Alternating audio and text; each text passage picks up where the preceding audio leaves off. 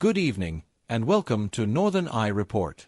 I'm Zaharadeen Abdu, bringing you the latest crime news from across the nation.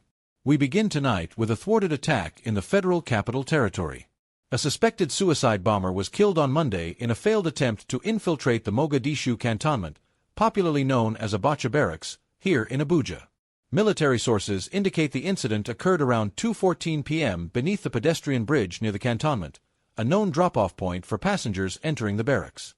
The suspect, who alighted from a Volkswagen Golf vehicle, reportedly drew the attention of a military police officer due to suspicious movements.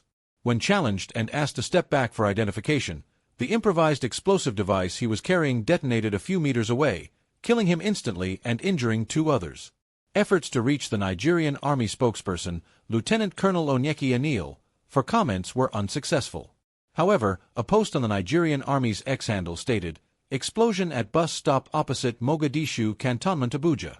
Situation under control. Details later." The spokesperson for the Federal Capital Territory Police Command, Josephine Ade, confirmed the explosion occurred along the Mararaba-Nyanya bypass around 2:50 p.m.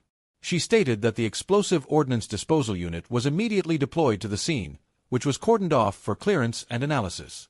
One male victim was rescued and is currently receiving medical attention at the hospital. A comprehensive investigation, including forensic analysis, has commenced to determine the exact cause and nature of the explosion. The police urge residents to remain calm and vigilant, assuring the public there is no cause for alarm and encouraging them to report any suspicious activity to the nearest police station or via their emergency numbers.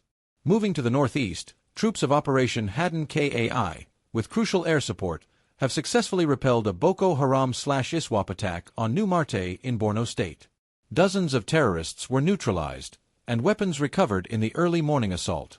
Personnel from the 24 Task Force Brigade Garrison and the 134 Special Forces Battalion mounted a strong defense against the attempted infiltration.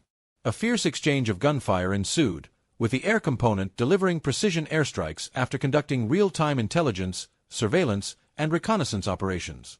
Sadly, two soldiers lost their lives during the encounter. In the aftermath, troops recovered an abandoned vehicle-borne improvised explosive device, hidden in an SUV, along with several motorcycles destroyed during the fighting. Numerous terrorist corpses were discovered, with blood trails indicating that many others sustained injuries while fleeing.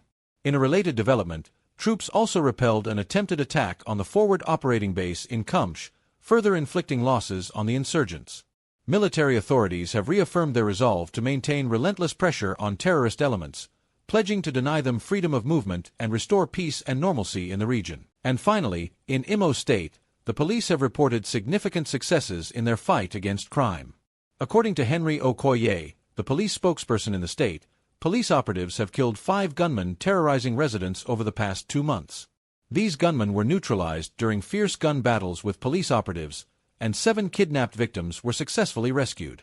In a separate operation, police operatives arrested 147 crime suspects for various offenses including armed robbery, kidnapping, murder, rape, stealing, receiving stolen property, child trafficking, and terrorism. Among those arrested is 37-year-old native Dr. Ozioma Ihidoro, who had been on the wanted list of the police. Mr. Ihidoro has confessed to being the spiritual advisor to a commander of the outlawed indigenous people of Biafra, IPOB, and its armed militant wing, the Eastern Security Network, ESN, known as B-44. A search of his shrine recovered an AK-47 rifle, 3 magazines, and 7 live rounds. He is reportedly cooperating with investigators, providing intelligence to dismantle other syndicates at large. In another operation on May 19th, the anti-kidnapping squad of the police arrested 3 male armed robbery suspects. That's all we have for you on this edition of Northern Eye Report. Thank you for tuning in. Before we go, please remember to like this video and subscribe to our channel for more updates and in-depth reports. I'm Zaharadeen Abdu. Good night.